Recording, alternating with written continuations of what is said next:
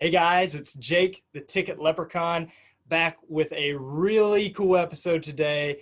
I am honored to have my special guest here, none other than Tim Mead, president of the National Baseball Hall of Fame in Cooperstown. Welcome to the show, Tim. Jake, it's a pleasure to be with you tonight. Thank you very much for the opportunity. Yeah, I was super excited that you got back to me so quickly. Believe it or not, guys, Tim called me within 4 hours of my email. I was like, wow, that's awesome. And I think that speaks a lot to Tim's character and kind of what a person he is within the industry. You know, he cares. So. Well, I appreciate you reaching out, and I was certainly intrigued, and we're a little bit slower than normal at this time, so I figured everything kind of aligned, and the opportunity presented itself, Jake. So I'm looking forward to speaking with you here. Thanks, Tim. Well, let's kind of get things rolling, man. For those that don't know, tell a little bit about your story, kind of where you're from, where you went to college, and I guess kind of how you first got your foot in there with the Angels. Well, I'll give you a Reader's Digest for 62 years or 41 years of history, but I was born in Athens, Greece, was adopted when I was 6 months old. My dad was in the military, and I've always considered my mom and dad or my mom and dad. So that was really my first break many years ago. We lived in England for a couple of years, then Florida, Tyndall Air Force Base, Arlington, Virginia, moved out to California in '69. The first night we were there, we drove cross country. My parents had gone to the commissary to get our K rations while we settled in. And first night we ate off a Foot Locker in the kitchen and the trunk and listened to the Angels and Red Sox. And it was August of '69. So I'm listening to Dick Enberg, and I fell in love with the Angels at that moment. Opening night of 1980, a lot of progress after that, but opening night of 1980, I took my wife or my fiance to the game and said, someday I'm going to work in that press box. And by June of that year, I was an intern. And just a lot of things fell into place. And to give it to you in a encapsulation, Jake, I worked for great people when I started with the Angels. I applied 3 times for an internship. I was turned down 3 times. And, as I've told college students, high school students throughout the years, if I didn't write the second letter or the third letter, I wouldn't be having this conversation with you. And I think it goes to say, ultimately, nothing special or unique about me. I've been very blessed and fortunate, but it has everything to do with diligence, persistence, and pursuing what you want to do. There's no great secret to what I've been able to do or blessed to do outside of just diligence and hard work. But when I started with the Angels in '80 as an intern, I came back in '81, was hired full-time, was unpaid internship in '80, and was paid $8,800 initially and with a college degree in '81, promoted to the administrative assistant in the PR department. And I had the great pleasure and benefit ultimately of working for great baseball people. But not only were they great minds, they were just phenomenal people. And they taught me a lot about, I think you have to have your own passion, but they taught me what it was like to make a commitment to the organization and your profession. The great thing about that period of time, Jake, is that the old people wanted to teach the young people if the young people wanted to learn. And the group of young people that I came up with wanted to learn. So the spirit of, cooperation, understanding, teaching, mentoring was a big part of the Angels in the '80s for me. And I'm a benefactor of that, cut and dry. So through the years, I became an assistant director of public relations, media relations, communications. I had a 4-year sabbatical or hiatus when I was the assistant GM with Billy Bavasi in our infamous 1995 season where we squandered that lead in the last 42 games.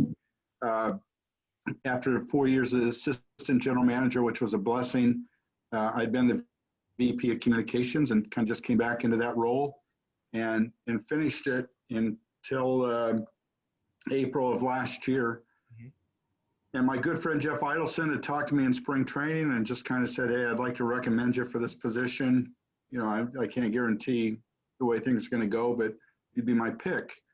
And I thought about it for a while, and I didn't say anything to my family. And I couldn't do it. I just could not leave the club that I love or my family, quite honestly. Sure, So sure. I thought about it for 5-6 days, and then I called him and turned him down. And I just said, I can't. Then I got a text message from Jane Clark asking if I could give her a call. I did. We talked at length about, she said, I appreciate your consideration. And Jeff said it was a difficult decision for you. Are you open for another conversation? And I flew to Florida to shorten this up. Flew to Florida under the pretense that I thought we were just going to have a conversation whether I would be a candidate for the job.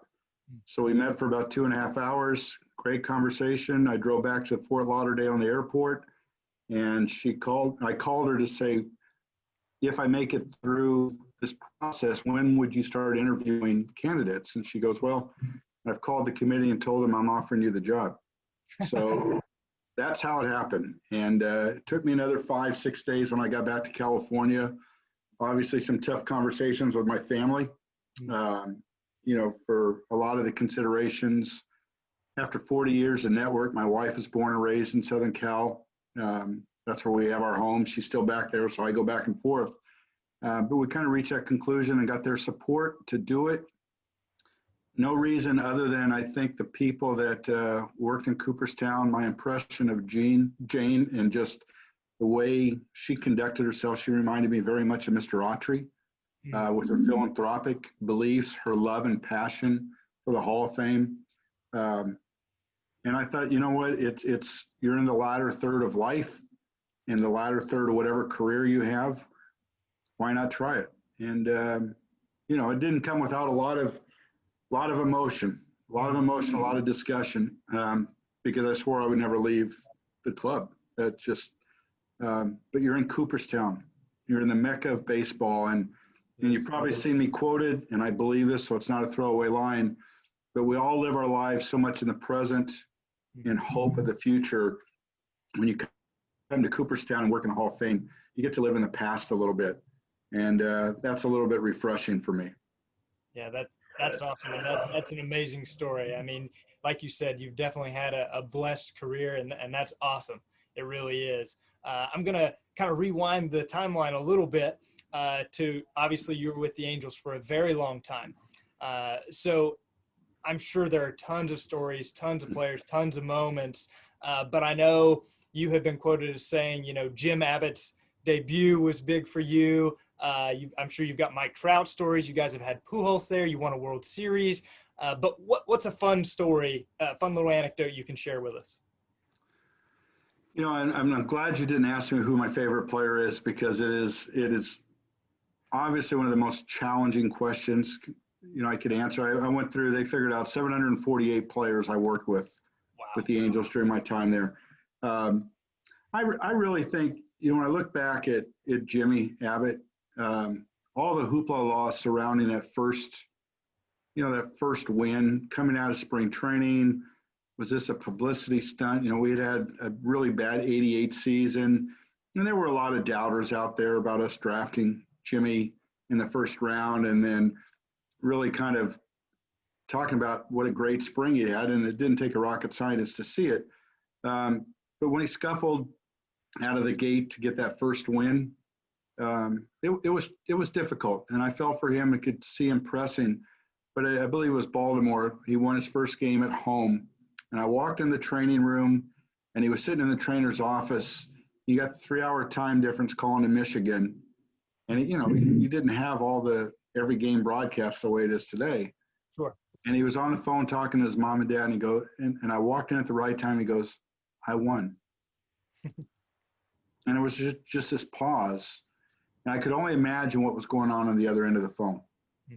But to see him almost like I got to the top, or I got over the hump, however he felt, but that was just special to see. I think that's player, and you know, you can get into thousands of stories with bus rides and plane rides and all this shenanigans in the clubhouses and the fun. But I think ultimately the moment of standing on the field for me, after we won the World Series, we were owned by Disney.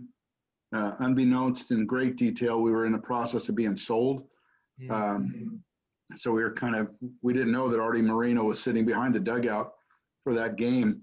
But I went on the field, and I always thought that I was going to be very emotional after we won a World Series, if I was ever to be part of it. And I saw one of my best friends, Kevin Ulick, who was our acting president at that time, gave each other a hug, found our families in the stands and, pointed to them. And then I just, I had to run on the field and do that. We're going to Disney commercial and get the guys off the pile with my team. But I took a step back and spent about 30 seconds, it seemed like a lot longer than that, looking around the ballpark and capturing the moment of 45,000 people minus the Giants family, celebrating a special moment. Nobody was worried about their health, their finances, relationships, tomorrow, anything. They stuck around. They lived through something that it took 42 years to get to.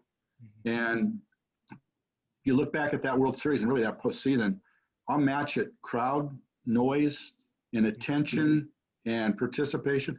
I'll match it against any World Series in history, from start to finish. And even Game 5, when we were down, or Game 6 when we were down 5-0, the seventh inning, that crowd was on their feet. But I think it was to realize at that moment, very few times in our lives do we get to see a group of people come together for something that they share in that one moment. And, it was special, and I can still close my eyes and feel it again. And I hope to the day I die, it's a feeling that never leaves me. That's amazing. I can't imagine that. I mean, for someone like myself who works in the industry, I mean, I dress like a leprechaun at all of our games and events. And, I think that's what baseball to me ultimately is the platform for an experience to bring people together, to build those memories.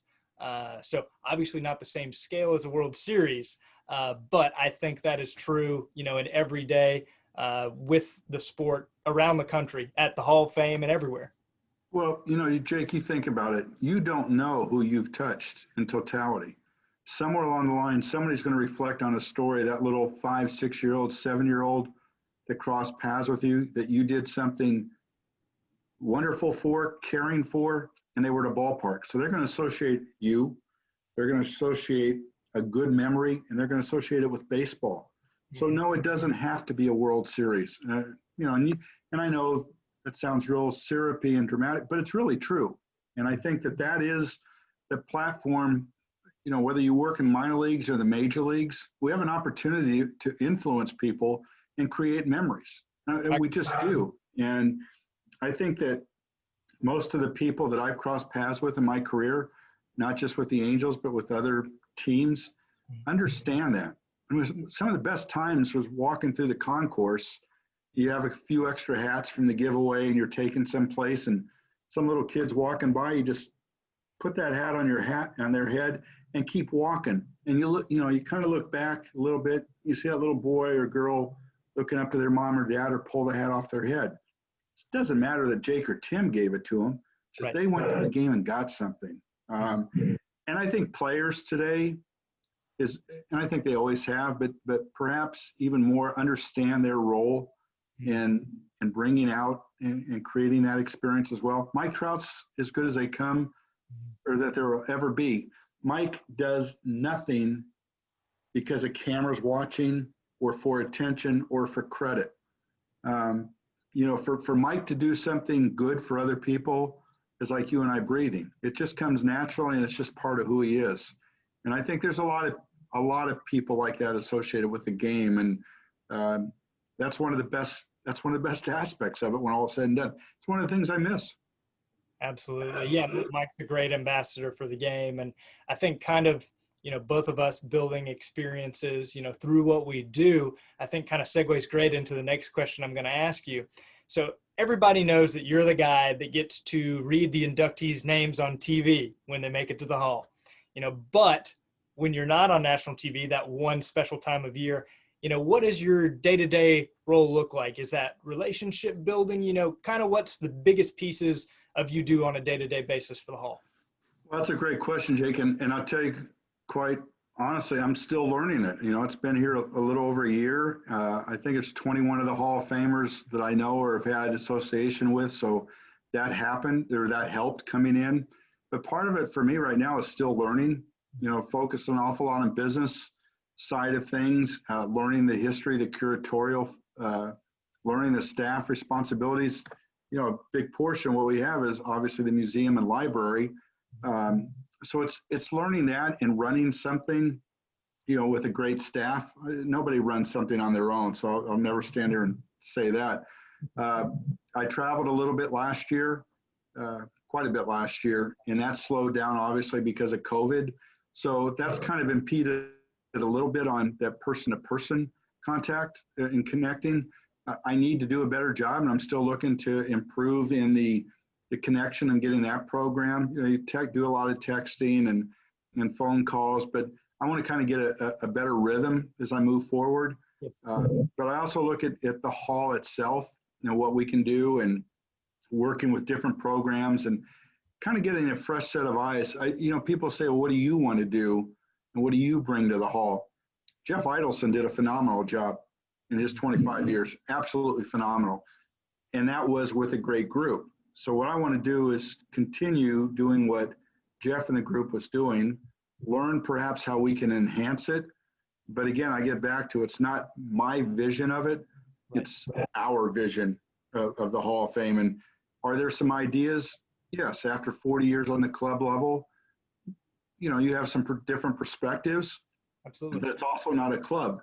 It's a fraternity, but it's not a club. It's a nonprofit. There's certain limitations that you work within. But I think there's some creativity from some very creative folks. And if you can try to help perhaps facilitate some of that in different discussions, then I think we become better for it. Absolutely. And that makes sense. Hey, and there's no better way to go into something with people that have already been there for a long time and be able to listen to them. That I think reflects that, good leadership skills from anyone that's been in a management role. So that's great. Well, I think, Jake, ultimately the strength of any person is to admit what you don't know. Mm-hmm. If you rest on your laurels and continue to just polish what you're good at or what you know, and are hesitant to, admit not necessarily your shortcomings, but your areas of expertise that aren't there yet or haven't developed.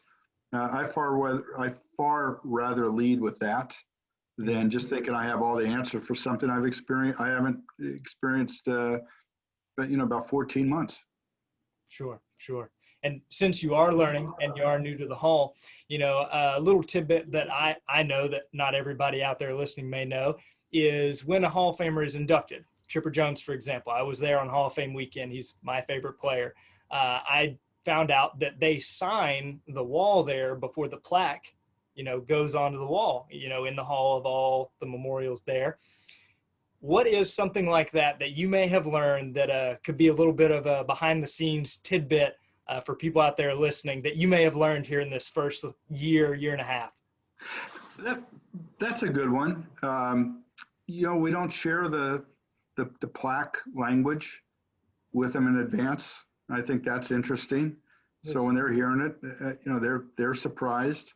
I think for me, we went through this year Larry Walker and Ted Simmons orientation. And, we were actually, Derek Jeter was headed to the airport with his family. And right when COVID and just made the decision before flying to come visit us, I think something had happened the night before that morning. He just didn't feel safe about it. And, within a couple of days, everything started to really shut down. But those orientations, and I'll give you an example. The excitement, the genuine excitement of becoming a Hall of Famer. We were with them very close, obviously, within hours of seeing them after that announcement comes. And one thing, and I've said this a few times, Jake, and it has a purpose. You can look at Ted Simmons and Larry Walker, who waited a long time. I did. Okay. And then you look at Derek Jeter, and everybody projected, first ballot. Some projected unanimous, and we went through all that, that situation. But at the end of the day, for me, I knew when my wife was going to have a baby that's going to be close to 9 months. I knew I was going to be a dad. Everybody could talk to me about being a dad, blah, blah, blah. Derek Jeter probably didn't want it. Well, I know he didn't want to hear it, but people were talking to him as if you're going to be a first ballot Hall of Famer. Okay. Right. Excitement is still real. It's still genuine, and it's real time when you hear your name announced and when you know that you are officially a Hall of Famer. Mm-hmm. When my son was born, I knew I became a dad. I knew I was going to be one, but I became one. And I think once they become Hall of Famers, they know they're officially in that group. That fraternity is for real. They're part of it now, forever, for eternity. I think it's a special feeling. And to be able to have some of those conversations with them and hear what they're thinking and the emotions and talking about it being a son, being a husband, not just being the new Hall of Fame player, right. but how they feel individually, that's pretty special. That's awesome. I can't imagine being one of the first, people to tell someone, hey, welcome to the Hall. That's got to be a really cool experience to be a part of. Yeah, really is. And to see not only just the happiness in that individual, but the happiness in the family. I've kind of, and I felt this way when I was here in '99 for Nolan's, and here in 2018 for the first Angel to go in Vladimir Guerrero. Mm-hmm. And when I look at induction weekend and I look at those speeches, we pay the time to pay homage to legends in the legacy of performance and who these gentlemen are. But at the end of the day, it's also their opportunity to say thank you to all the people responsible for them getting to where they're at. Yeah, it's all the sacrifice and the individuality of doing things and the hard work and effort and performance. But there was a high school coach that talked somebody into pushing themselves when they gave up on themselves a little bit. There was somebody when maybe things weren't always best good at home that pushed you through, or your dad gave you great advice, or a brother that pushed you. When you get to hear those stories on that induction, it's a collaborative part of the village, of the family, not just the individual themselves. And I think that, every speech, there's a part of every speech you hear something special. You hear something, and, last year I got to sit in on the rehearsals with John Shestakowski, our VP of Communications and Education, who works with the players closely on their speeches. And you sit there and you listen and think, that's the line. That's the paragraph that comes Sunday. They're going to have to pause or take a step back because it's going to hit them right here. Wow, that's powerful. That's powerful. So something that has always kind of connected me personally to the Hall, I shared a little bit with you, off video right before we were getting on, that I'm a big collector. And a lot of people that will be watching this will also be collectors, sports cards, memorabilia, that kind of thing. And the Hall now has a new exhibit that I'm sure you can speak a little bit to, called Shoebox Treasures, kind of telling a little bit of the history of how the two are tied together with the Hall. Well, it's great. The Hall used to have a baseball card collection. It went away for a while, and there was kind of an outpouring of requests, and our curatorial staff had worked on it obviously long before I got here, and it went up a little less than 2 years ago now, last year. And it's a collection of about 2,000 cards. We have the Holy Grail, we have the T206 in there. It's a phenomenal, not only, Jake, is it a phenomenal collection, but it's a phenomenal presentation. Mm-hmm. And I think it's, for you as a collector and somebody who understands the history of cards, it's awesome. You'll look at the valuable cards, the cards that are just, so unique.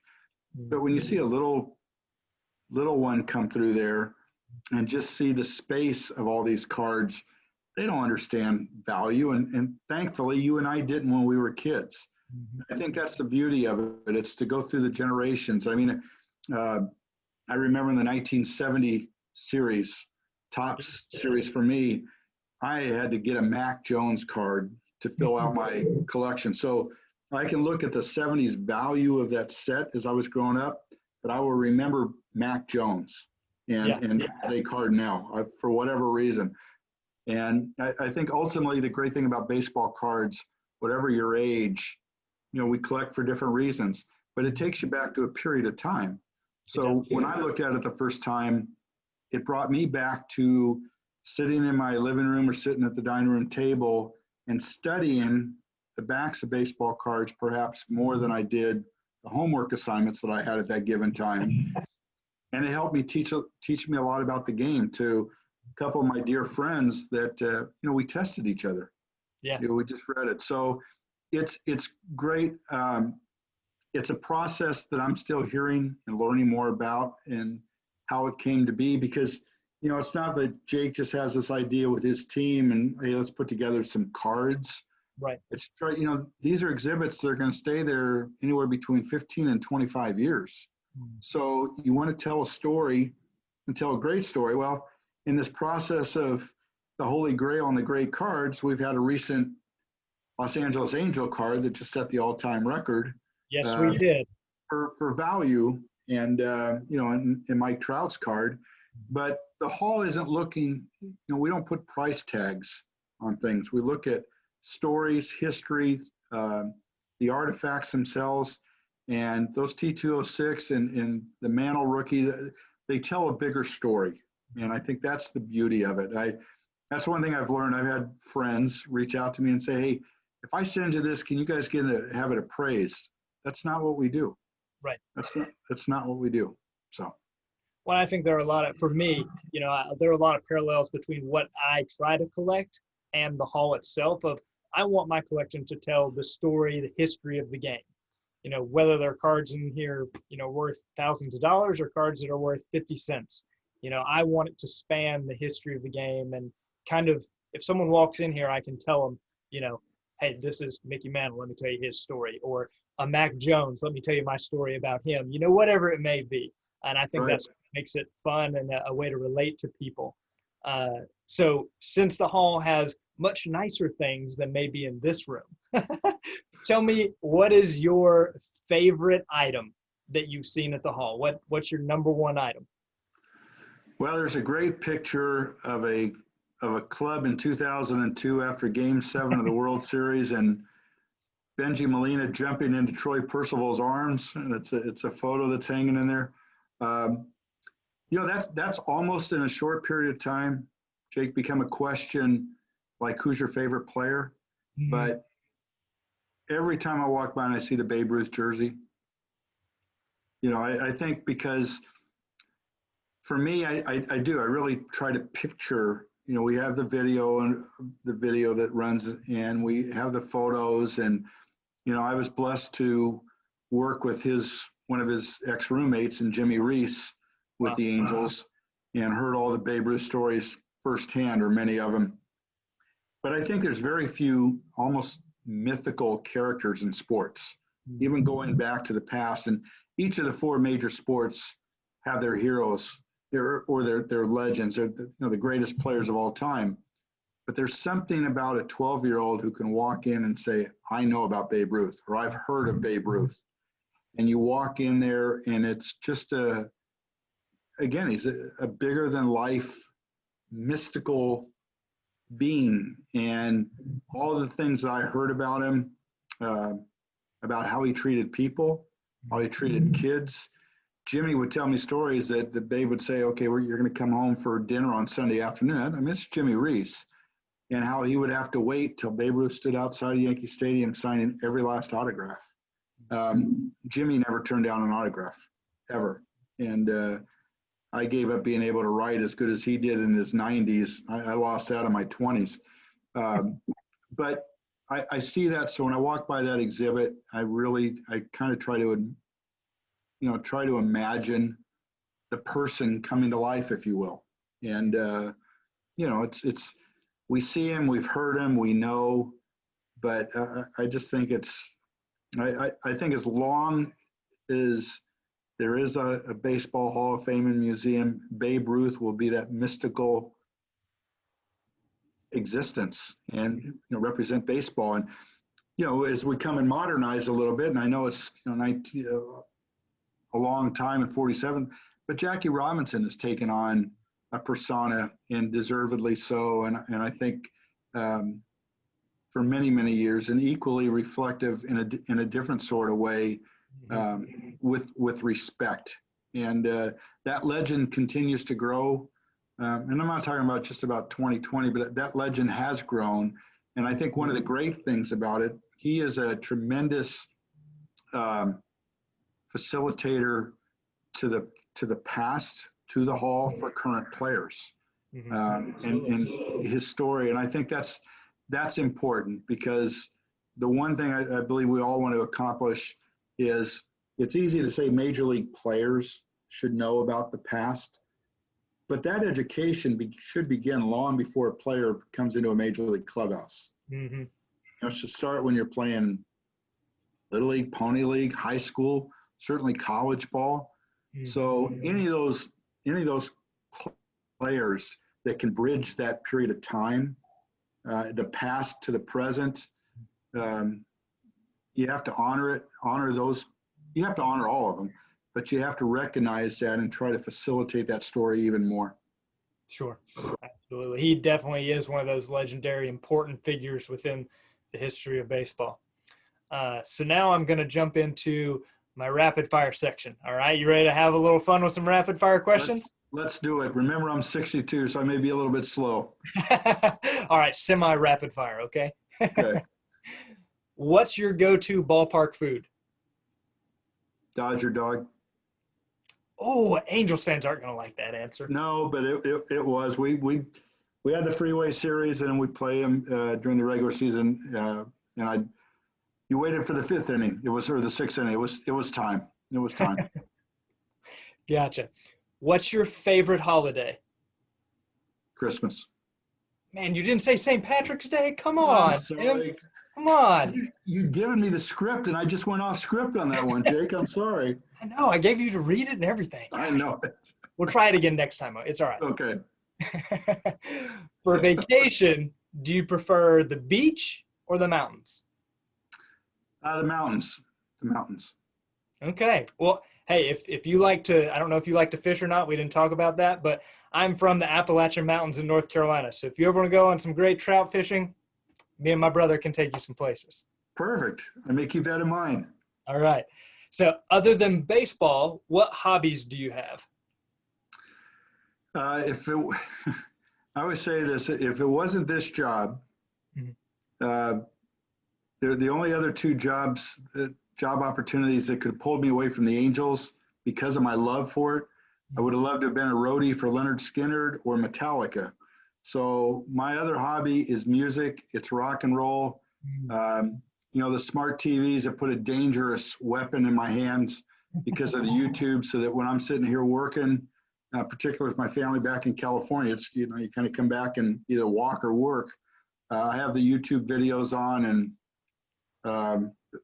there's a lot of rock and roll. I'll just leave it at that in the background. So it's good. And, I'm kind of in a quiet area, so the smart TV can go up a little bit louder at times for the right songs. But I love music. Music just takes you back to periods of your life and memories that don't go away. And sometimes you come across that song you haven't heard in a long time. I mean, I'm now the product of the second classic rock and roll period of time era. And, I just love music. I just think I think if music was a person, we would have a lot less trouble. Can't agree more with you there. So now the last question. This is the controversial question, Tim. What's the best baseball movie? First one I ever saw was Bang the Drum Slowly, when De Niro's trying to catch that pop-up. And then you look at movies later. That's Field of Dreams for me. That scene with the catch at the end, and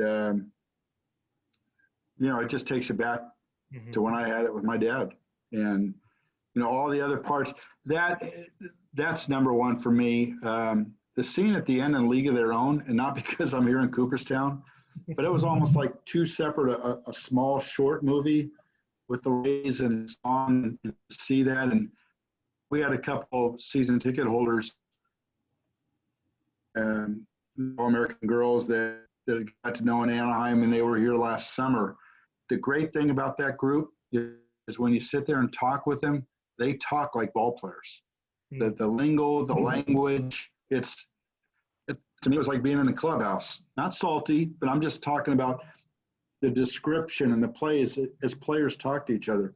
That one's always hit me, but I think Field of Dreams, because of its purity, and look what we have in Iowa now. We're gonna have the game in August this month, and Dwyer Brown and how that's sustained. The music, and it's beautiful. There's lines that will move forward for years and years to come. And I think it was just one of those, not just feel good, but emotionally, family. This is some of the great things that the game presents, and there's room for a lot more of them. Well, all my viewers out here know what question is about to come, because I'm a huge fan of this baseball movie, so I got to get your take on it. The Sandlot's my favorite. That's what I grew up with. Oh, yeah. That's what I remember, playing with your friends growing up, and, the legend of Babe Ruth. That's where it was born for me. So you got to love the Sandlot, right? Oh, absolutely. In fact, they had a reunion. Well, they brought some of the players out last year, and it was interesting to me to hear Mike Trout or some of today's players talk about Sandlot from growing up with it. So, it's like anything else. If you have those movies that are relevant to your age, it's like rock and roll. Okay, Sure. there's some great music that some of today's players probably haven't heard because it's 40, 50 years old. And it's some of these movies that are made, Pride of the Yankees. I wonder how many current players have seen Pride of the Yankees. So a lot of these movies are kind of generational. But boy, when you have the opportunity to see several of them, I don't get caught up in comparison. I just get caught up in the fact that, and they're telling a story about something I love, and it's a game. And you have to throw the natural in there and that emotion and all the other ones. And then Major League, we haven't even touched on that one, and Bull Durham. But they all have their place in our hearts and our references, because if you're in the game as you are, you can identify with each of them in some way. Absolutely. I think that's a great way to put it. So I've got one final question, and then I'll let you go. I'm going to change my favorite holiday. Okay, what is it? I love St. Patrick's Day. My man, I knew I liked you, Tim. I knew we were going to be friends. So my last question I want to ask you. So now that we've become friends, since we've kind of centralized everything about our love for St. Patrick's Day, the next time I come north to Cooperstown to visit, I can reach out to you and I can get a private tour, right? Behind the scenes. Absolutely. We'll look forward to hosting you, Jake. Awesome, Tim. Thank you. I appreciate that. So in closing, I know you got a lot going on, and I don't want to keep you too long. Is there anything you'd like to say before I let you go? I'd just like to thank you for the opportunity. I admire your collection in the background, and for your followers, we all talk a very similar language, and that's the love of baseball. And I think that, I would say this, that the great thing is there's no season without discussion, what we agree with, what we don't agree with, how things are handled. But at the end of the day, we're talking about baseball. So I think right now we need diversion. Baseball is a great diversion. It was being played for different reasons.